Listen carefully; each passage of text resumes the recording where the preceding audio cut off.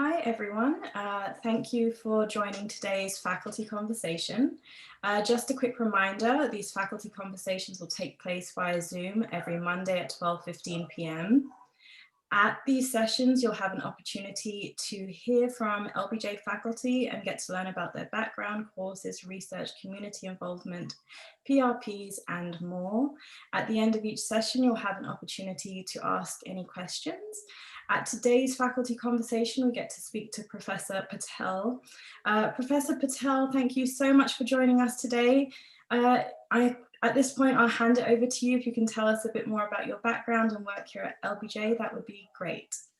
Fantastic, Rachel, and thank y'all for coming, and in particular, the two fantastic students who were in my PRP last year. This is going to help reduce the amount of time I have to spend rehearsing at least some of what it is that I do. But the short version is this, that I do work on food systems at LBJ, and that means looking at the sort of discourses of farm to fork, and looking particularly at the world food system. So when I'm not teaching PRPs, I have a course called The World Food System from 1450 to 2050. And the arc of that is intentionally broad and vast because the modern food system is both of those things. Now, my sort of personal background in coming to this is, I mean, a couple of stories. One, of course, you may hear that I'm British, and I grew up in Britain. My parents owned a convenience store there in Britain. To have the last name Patel is almost synonymously to be associated, at least it was in a certain time, with having a convenience store. My parents had one of those convenience stores, and my experience of the food system was very much from behind the counter of a convenience store, peddling the cigarettes and pornography and soft drinks and obesogenic bad goods that that meant my childhood was quite fantastic. But from a food systems perspective, you know, I come at the food system from the perspective of someone whose background is of a family that's gone through colonization. So, you know, my parents were both British colonial subjects in different parts of the world and came to the colonial metropole. But everyone's ancestors at some level are engaged in agriculture. Mine just a little further back. But when I was in India, when I was 5, I saw the kinds of extreme poverty that you know, we all see and we all feel appalled about. And for me, when I was 5, that's when I came back to Britain and started fundraising to end famine and started asking why it was that we live in a world where there is such desperate poverty and hunger and the inequality that allows our family to eat very well and that family over there to eat very badly. And so my work has been a sort of long inquiry into what is it that we can do to end hunger. And so when you're 5, the thing that you do is raise money for a famine charity. When you're 15, you protest against the conservative government. When you're in your 20s, you might think that there is a career waiting for you at the World Bank or the United Nations or the World Trade Organization. So I tried all of those things as ways of trying to understand what might be done to reduce international inequalities in hunger and poverty. And since then, I've fallen in with a number of social movements, in particular, the international peasant movement, La Via Campesina, which has over 200 million farmers and peasants and landless workers around the world. And the kinds of work I do now are, in some ways, an attempt to be accountable to that movement and to try and figure out what are the ways to end hunger that are systemic as opposed to charitable or involving small policy tweaks, but rather the kind of work that I'm doing in my PRPs and that I teach in the World Food System class are approaches to ending hunger that are about understanding that hunger is a product of a dysfunctional system and what historically the interventions have been within that system that have succeeded in reducing hunger, and what those interventions might be, particularly in a time of climate crisis, that we might adopt to end hunger by 2030, to end hunger tomorrow. But those kinds of questions are the ones that occupy me. And so at the moment, my PRP, again, two magnificent people here, or three now, have done that PRP before, and we're now leaning into the second year of a PRP that is looking very much to stitch together a partnership of movements and organizations in the United States to imagine transforming what is now the Farm Bill. And I'm also involved in a documentary project that's sort of outside my work at UT, but still I think is an important part of the work that I'm doing to try and internationalize what is a very parochial discussion in the United States around the Green New Deal and around hunger and climate change. So those perhaps are the things that I'm best positioned to talk about right now. So maybe I can hand it over to y'all for your questions. Feel free to raise your hand or just speak up. Such a small group. And we all know each other already, pretty much. Well, Raj, seeing as how Dan and Kelsey and I are all here, it would be super cool to hear an update of what this, very unusual year has looked like so far, and the work that this your new cohort in the PRP, what y'all have been up to, and kind of how things are going, as much as you're able to share. So actually, I'm super excited that you're here, so I can update you. I mean, the story is for anyone who is listening in the recording here who hasn't followed the trials of the PRP process that I've been involved in with Caro and Dan and Kelsey here. The story so far is this. Last year, there was a PRP with a grand mission to pull folk together from a range of social movements and organizations in the United States, stretching from the Teamsters and unions all the way through to animal rights and faith-based organizations and folk from Wall Street and farmers and consumer advocates in various ways to try and imagine what a food policy that conformed to the ideas of the Green New Deal might look like. And the goal was to host a meeting earlier on this year in Washington, D.C., and then build a coalition on the basis of that. Now, because of COVID, that's been transformed into an online process that kicked off in late September, early October this year. And as a result, and very pleasingly, folk who sat through 6 hours of Zoom sessions have decided that they're not appalled by what they see, to the extent that they want conversations to continue after the elections. So what we've had is a process of bringing a very wide constituency together. And what we've said is, here's where we're going to be fundraising. Here's where here's where we see the policy outlines that your PRP cohort spotted, and this PRP cohort is now looking at exactly where the teeth between two different sets of policies, say from the National Farmers Union and from the Farm and Ranch Freedom Alliance, go together. And here are the areas of conflict. And being utterly transparent with everyone who's part of this US food policy partnership, is what we're calling it now, to show, well, first of all, to say, don't worry, this new partnership is not going to be drinking your milkshake. We're not going to be taking money from you to fund this work. We're in our transparency around funding, we're being very clear that we're going to new places that you wouldn't have been able to access for money that wouldn't have gone to anything other than what we're doing here. And we're saying, here are the areas where we think that there's going to be conflict. Let's sit down and talk it over. And the process of generating the documents around where the policy conflicts are is part of what the PRP is doing right now. Next year, we may also try out a Texas level food systems discussion. And what makes that different from, for example, what is happening as we speak from the Farm and Ranch Freedom Alliance? There's a Texas-wide food system conference happening right now. What makes the kind of conversation we have in mind different is that we include things like labor, the environment, and an international perspective. And we're not afraid of talking about things like land reform and structural racism, and the fact that Texas is on occupied land. That means that our audience can't be as vast as other constituencies. But what makes this process interesting is that there are enough US groups that are not afraid of grasping that nettle.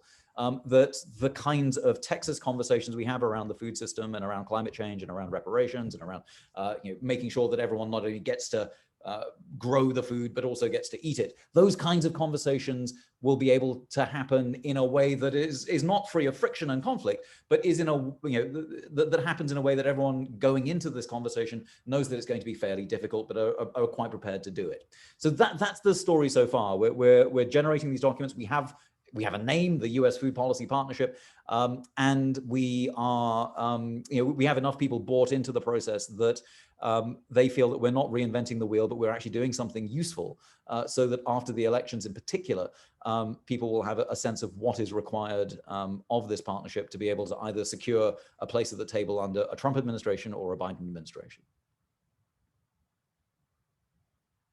Thank you. That's awesome. That's really exciting.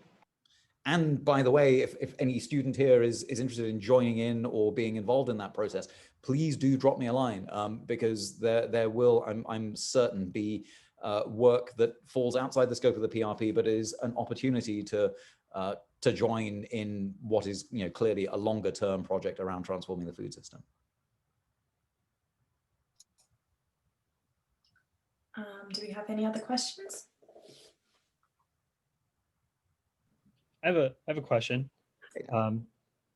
Just speaking, since you brought up the election and how that's kind of all I have been thinking about in recent weeks and months. I was wondering, I heard Joe Biden speak very briefly on his potential kind of thoughts about agriculture and farming in the U.S. and how he would want to treat it. I don't know if you had thoughts on that, or if it's something that you are encouraged by, or if it's kind of more of the same, or if but before I answer, Rachel, can I just ask who will see this video? Because, I shouldn't talk out of school, but I do want to be candid. It's going to be placed on Canvas, so all our current students will be able to see this. Excellent. But so I'm hoping that if you're watching this video on Canvas, you try not to leak it, because I mean, here's the sort of inside baseball at the moment, which is, unsurprisingly, there is a huge fight within the Democratic Party over who it is, should be the new Secretary of Agriculture. And more importantly, who should be the undersecretaries and deputies, and what kinds of policies and what kinds of special offices and special projects might be under the ambit of the secretary. Now, this is, this is a super interesting set of discussions, because even if you've got, essentially an Obama era holdover, there still may be opportunities for non-reformist reforms within the USDA. And that's, although that there are lots of debates over who should be the secretary, and there is absolutely a tug of war between agribusiness and the sort of inertia as usual from the Democratic Party around rural policy, and some of the more progressive forces. There's definitely a strategic game being played around setting up in particular sort of ideas around organic and regenerative agriculture within the USDA, and money for that in ways that haven't existed before.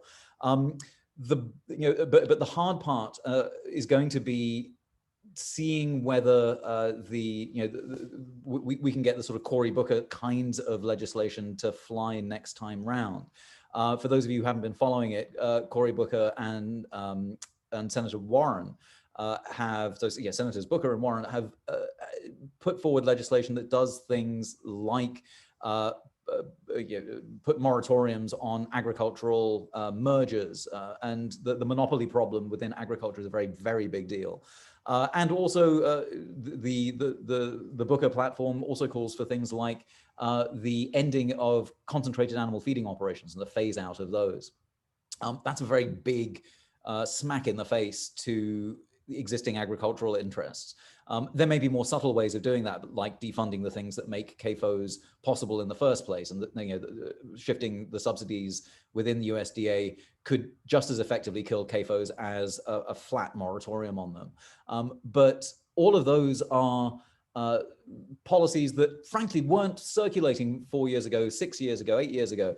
And it's interesting to see them kind of bubble up now. Again, who knows, you know, quite a lot rests on the election, and that's why you're not the only person, Dan, who has been obsessing over the polls and, you know, prognostications around what a future agricultural policy would look like.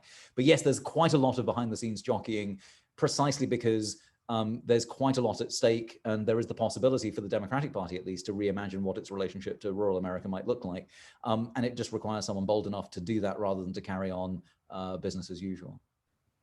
So it sounds like you're throwing your hat in the ring there for the. Yeah, you know, watch me not be a good Secretary of Agriculture. But, you know, I mean, you know, I think that there are positions, since you're asking, if the UN, so if the United States representatives, the United Nations agencies in Rome were to come up, I would do that.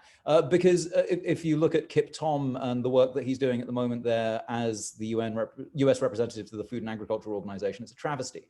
And there are quite a lot. I mean, here's the thing that worries me about, in general, you know, the US approach to agriculture within the United States. Well, it doesn't matter what the party is. And that's that we can feed the world is still a mantra that both, you know, both parties subscribe to. And so in US diplomatic moves overseas, food still remains a weapon in the US diplomatic arsenal in ways that it really shouldn't. And so when you see, for example, the Food and Agriculture Organization and the US behavior at the Food and Agriculture Organization, you can see that this is the US trying to hit as heavy as China does. I mean, China's you know, food diplomacy is rather different to the United States, but there is food diplomacy happening, and the US plays a very, you know, realist game that hasn't really changed since the 1970s, and it's time for that to change. So yes, Dan, if you're offering that job, I'd take it, and I'd bring all of y'all along. I believe that's bribery avant la lettre, but there we are. Kelsey, do you want to go? Since I mean, I don't put you on the spot. Yeah, so I was thinking for, you know, since I've been a little behind the scenes with the work that's, you know, the Food Policy Partnership has done. Can you talk a little bit about, like, is it all still kind of internal right now, or are there ways for students or just like the public to like support the Food Policy Partnership, or are there resources that you would turn people to so that they can like learn more about similar ways to get involved? Well, at the moment, it is very much behind the scenes, and that's because we're still building trust. Mm-hmm. Y'all remember that a big part of our struggles last year and part of the design of the conference was, how is it that we can build trust among groups that don't necessarily know or like each other? And it was surprising to me that even in the meeting in September, October, that there were lots of people who hadn't met each other.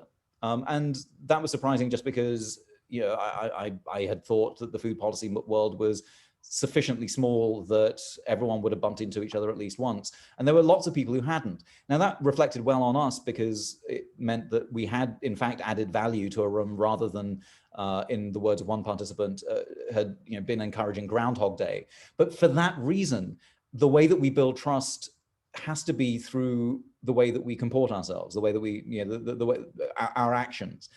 Our actions are going to be tested, for example, as we declare where we're going for funding. And that's the sort of behavior that oughtn't to be quite public yet. It's, you know, certainly the model of saying, hey team, here are the places we're going. Does anyone have any objections? No, okay, we'll go to these folks, is the sort of thing that everyone ought to be doing. But in our group, doing that requires that we only keep it within, you know, in camera within the group. And then next year, certainly as more and more people join the group, there I think will be, you know, a website and there will be opportunities for folk to join the policy alliance from the outside. At the moment, the ways one might support it is by supporting its members. And the way for students to get involved is to drop me a line, because at some point, I suspect there will be at least one paid position related to the alliance in the United States, and someone whose job it is to keep moving it forward. It'll probably be a paid position with one of the alliance members or the partnership members, but it would certainly help if someone who'd been there from the beginning were that person, so that there's no promises, but there does seem to be at least one funding line. Has the organizing being virtual now and for quite a bit into the future probably, have there been any ways in which you've been able to broaden coalition building, or like have you thrown any like a wider net in any way now that you don't have to just try to like fly people places? It's a good question, and the answer is kind of yes. So because the transaction costs of going to someone's conference are zero, all of the members of IPES are able to turn up to many, many more places as participants. So not as invited speakers, which is normally the way that we can afford to be bought out of our day jobs to go places. But as participants, we get to listen and learn a lot more, and then ask questions, and then meet people in virtual office hours, for example. So that means that, for example, my engagement with some of the Texas folk is much higher now, because, for example, after this conversation, I'll be going back to the FAFA discussions. And then later on this year, there's meetings in the Harvard Law School food policy, sort of cabal that they've got there, that have, it's easy to go in as as an invited guest rather than as a speaker. And that means that a lot of us are making more connections now than we used to. And that I think is again, that's just about transactions costs being so low. And that it's possible to do that in the morning and then teach in the afternoon and not be exhausted by it in a way that certainly I was before. And I think people's calendars are now, right now I'm in Brussels, and in a bit I'll be in Boston, and then I'll be in Marfa or wherever it is. There are ways of doing that, and it's a bit more manageable, and the carbon footprint is still fairly small. So yes, there are ways of meeting and engaging with people that I, for one, and I know the rest of the team are more engaged with, and that's nice. I mean, again, because transaction costs are low, the stakes are also concomitantly low. So if I spend an hour listening to someone and it turns out they're insufferably boring and don't seem to be very engaged in the food policy world, then you cross them off your list. But it turns out that I've yet to have one of those experiences, and in general, a low stakes kind of, I'm just curious to hear what you're saying. You turn up, and all of a sudden there's another community that opens up. That kind of approach to joining in organizing in these times is actually very, very exciting. And I'm encountering, I know other folk in IPES are encountering groups that otherwise they just wouldn't have been able to find time to meet. One of the concerns, though, is that it's still, that there is, that there are still gaps, and I'm still worried about labor, and I'm still worried about race in the discussions that I've seen, and that and this is just a constant in food policy, that concerns about labor and race come way at the back, and it's so I'm actively looking for opportunities to to surmount all of that, and in general they've come from movements of people of color that I'm already connected to, and I want there to be more, and I'm actively looking out for them. So I think that's the danger of again these sort of not actively looking for the unheard voices, but actually listening to the unheard voices, is that there's a way that Zoom can reinforce existing contours of power, although broadening the scope in which those which you hear new conversations, those conversations still have the same omissions, and that's a sort of concern.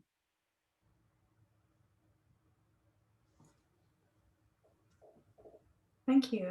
Just reaching out for any other questions. Unless there's anyone who hasn't gotten a chance to ask, I have another question. Okay. So Raj, I noticed that in April, May in particular, there was a total, at least here in Austin, I think I've heard from young farmers around the country that they saw something similar, which was this feeding frenzy for local food, right? Where suddenly CSAs were selling out, people who had community supported agriculture, so veggie boxes or just other ways of procuring local food were suddenly really hot ticket items. People were, who maybe beforehand wouldn't have been hearing about things like meat plant workers and how horrible the conditions are for them. You know, everything was sort of being brought to light in a way that I don't think I'd ever seen it before. I've already started to see some of that recede. And I was wondering if you had any thoughts on that, if there's a way to, like, if this is just the nature of, you know, unprecedented crises bringing certain things to light and then our attention just being gobbled up by something else. Do you think that there is an ounce of a lasting sort of staying power in a more local and more just food system? I'm just curious to hear what your thoughts are on that. What a great question. I mean, I think, I mean, insofar as pandemic fatigue has set in around the world, we're now increasingly okay with, yeah, and by we I mean no one on this call, but the, you know, it has become normalized to toss the bodies of working class people and people of color onto the flames of COVID, because that's what's required in order for us to get our toilet paper and our steak. And that's, you know, that's normal as we go into the third wave here, second wave elsewhere of this disaster. There has, though, I think, been some, I mean, certainly more of a sense from my friends in the labor movement that there are organizing opportunities, and that those organizing opportunities in general have been seized. But they're, you know, they're held hostage by a particularly restrictive Department of Labor. And you know, I mean, the Secretary of Labor is a gun pointed at the head of workers across the country. So again, quite a lot rests on the outcome of the election in order to be able to see the fruits of that organizing. But if, you know, I mean, if one sees sort of certain things aligned, then I imagine one might have more visible demonstrations of the success of that organizing in a new administration. In the current administration, I mean, I see from, you know, from the networks that have appeared, just lots of self-help and lots of mutual aid and lots of sort of anarchist organizing, frankly, that has emerged in and around communities of frontline workers, particularly in meatpacking. So, yeah, and so, and again, the visibility of you know, the robust supply chains may have gone, but I actually would be curious what you've seen, Caro. I mean, you know, with my ear to the ground, what I'm seeing is that there were a few startups, for example, in Central Texas, that began and started to try their hand at short supply chain delivery from, say, Green Gate Farms to you know, to consumers, but that a few of those have gone out of business, and that in general, the economics that appeared to offer some sort of safety net for people doing the right thing appears to now have very, very large holes in it. But what, I mean, what have you seen, Caro? I've seen it from a couple of different angles. So working for Antonelli's, which is a cheap, like a, you know, a little bit more upscale cheese supply, but, you know, that is working with dairies in Texas, in the United States, and then all over the world. The fact that the customer base has so much disposable income has meant that the business has not only been able to sustain their purchases because they've been able to sustain their sales. And so that's kind of, but it really comes down to the fact that the customer base mostly hasn't been laid off, right? Isn't working in tech, is working in other sort of more high income jobs, is predominantly white, stuff like that. But then like some of the nonprofit pivots that I've seen have really, I think, missed the mark because the ways that they've pivoted have been in ways that just fundamentally benefit certain communities over others. So working with restaurants or coffee shops or something to bring local produce, well, there's really only, you know, geographically speaking, that's going to be like Hyde Park, parts of East Austin, parts that really weren't suffering too much, or at least visibly. And I mean, that's just a broad stroke. Or doing curbside pickups, which, you know, which just by its very nature relies very heavily on technology, which again is, you know, a lot of people do have smartphones, but other people don't. And then also the deliveries are located in very specific neighborhoods where folks that have been pushed out to Kyle, to Manor, you know, they're not really going to be able to benefit from them. So unsurprisingly, it seems that the people who need access to food have been the least catered to, and the folks who were always fine have stayed fine. And so right now, so my girlfriend is launching her community supported agriculture weekly veggie box delivery, and you know, it's gotten some movement, but it's nothing like what it was in May, where, you know, the second that something was harvested, it was basically sold because everyone was like just really, it was in super high demand. So it seems like a lot of things are going back to normal, but then there are other things like the free food fridges, which is a little bit more mutual aid, that are kind of interesting, but then again, are sort of in neighborhoods where they're either in like a later stage of gentrification. So it's really going to be a lot more students and professionals and stuff. Not as much in neighborhoods that are either more rural or just, you know, have been just left to rot basically. So there's a very long-winded way of saying that pretty much the status quo seems to be coming back into play. And there doesn't seem to be a lot of like imagination or desire to really rock the boat to upend the ways that the city of Austin, for example, is spending its money to prop up programs that are really just repackaging of old programs and that aren't really changing anything from a structural perspective. So that's kind of what I've been seeing. Yeah, no, I mean, we had a conversation in the PRP this year with Edwin Marty again, and he was, Edwin Marty is the city's food policy manager, and he was very bullish on the new the city's climate plan, which is still accepting comments, and which I would encourage everyone at the LBJ school to engage with, because it is about the future of the city and the planet at the same time. But one of the things that he was big on was precisely the capacity of the city to invest in low carbon food chains, and, you know, changing its purchasing behavior to buy more of food grown, you know, within 250 miles of Austin. And, you know, all of this has been poleaxed by by COVID and its impacts on government revenue. But it's, you know, I mean, I hear exactly the same things that even when Austin might be doing a little bit better by its supply chain, it doesn't seem to have the boldness of vision.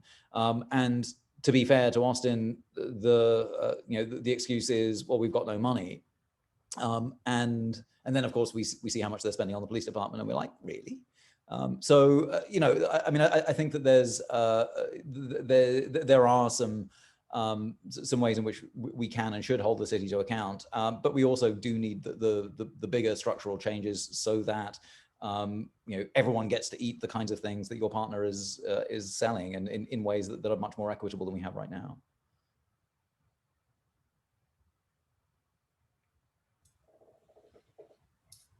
Thank you. Any other questions? If not, a question from Osa.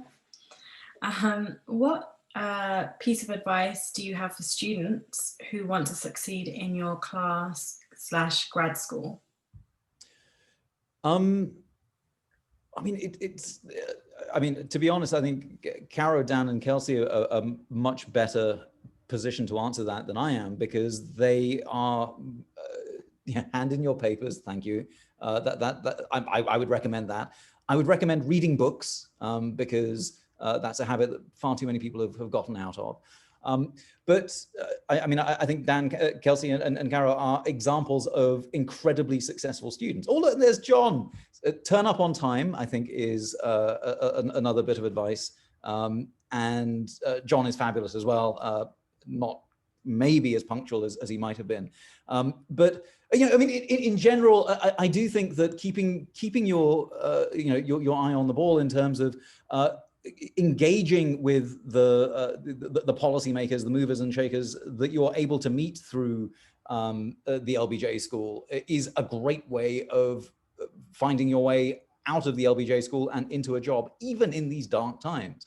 And I think that you know, the idea of making it through graduate school by you know, just turning up to class and then feeling like that's, you know, somehow you'll get some sort of contact employment from class is unrealistic.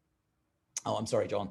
You have arrived right at the bit where you needed to. I'm sorry, I'm just reading out your thing in chat. But I mean, in general, the way to get the most out of grad school is to take to do as much as you can. And you know, when I was at grad school, it meant getting up pretty early in the morning to be able to squeeze in perhaps a couple more classes than you needed to.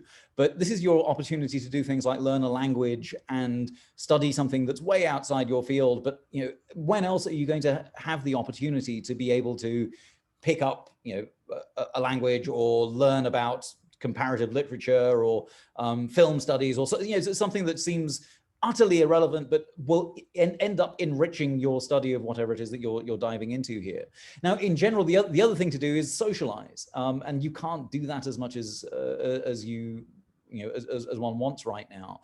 But figuring out ways of learning together with your comrades seems to have worked well for you know, for students who've gone through courses that I've taught.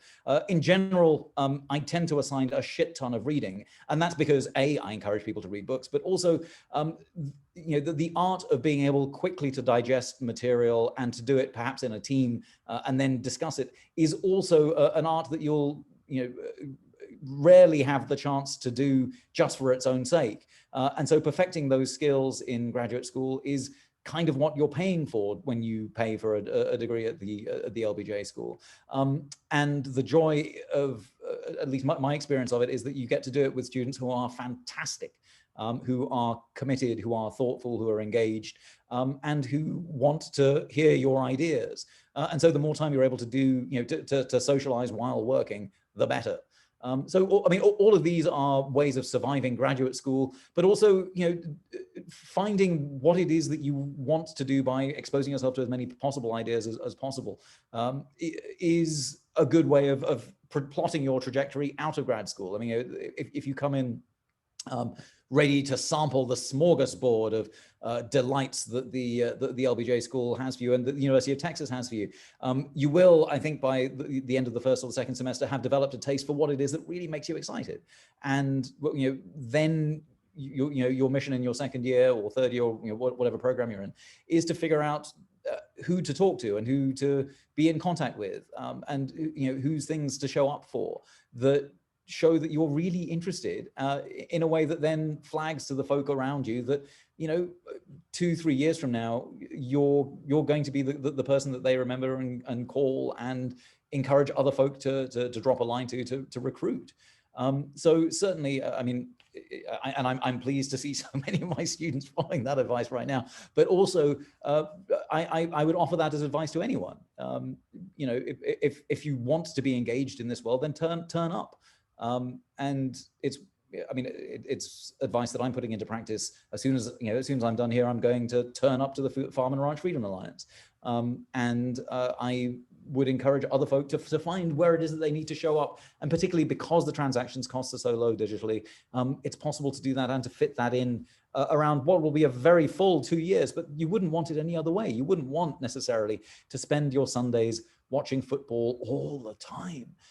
There are, it is possible to take a little bit of time off to actually get some work done and figure out how to make these 2 years as filled as you possibly can, while of course allowing for the fact that you need to switch off from time to time. Thank you.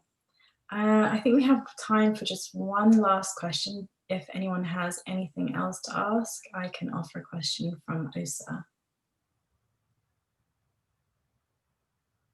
Okay. What is the biggest piece of job search or career advice that you can offer your students? I think,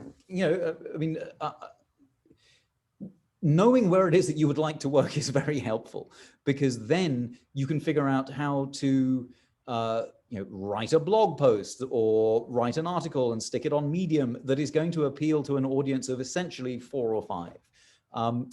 Like, for example, if one's thinking about, so for me, I was very interested in supporting the work of the social movement La Via Campesina. It is impossible to be employed by La Via Campesina.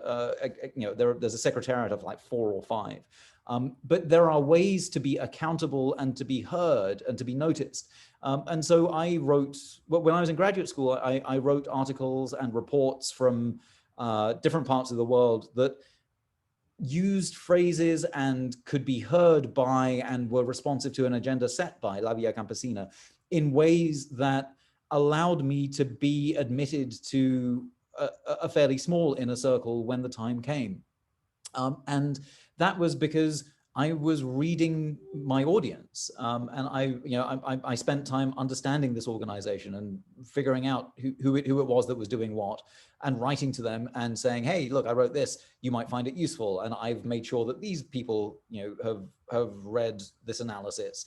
And I found the people to work for and to exploit myself so that I could throw out a couple of bits of writing that were unpaid.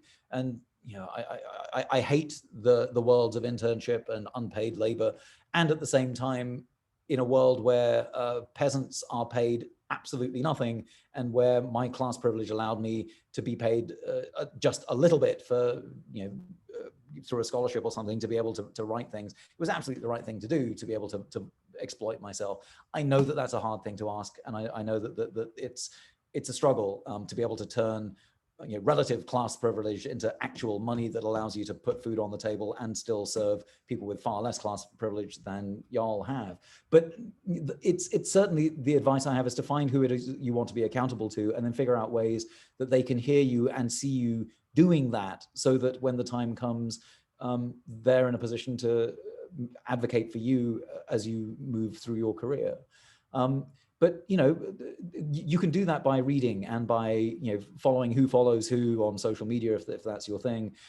But certainly being responsive to and developing sort of spidey senses for where a debate is and where it might be going, and where it is that you and only you can intervene, because you've got the time and the resources of the UT library and enough research chops to be able to say, I can say this, no one else is saying this, I'm going to say it now. That kind of sense is one that I think serves you well, but yet knowing where it is that you want to go is tremendously helpful, because it helps focus your considerable talents into a very small area, and allows the people you really want to hear you to hear you. Thank you so much. I think we've come to the end of today's faculty conversation. It's just hitting 1 p.m. right now. Thank you all very much for your thoughtful questions, and thank you, Raj, for sharing with us. Not at all. Thank all y'all.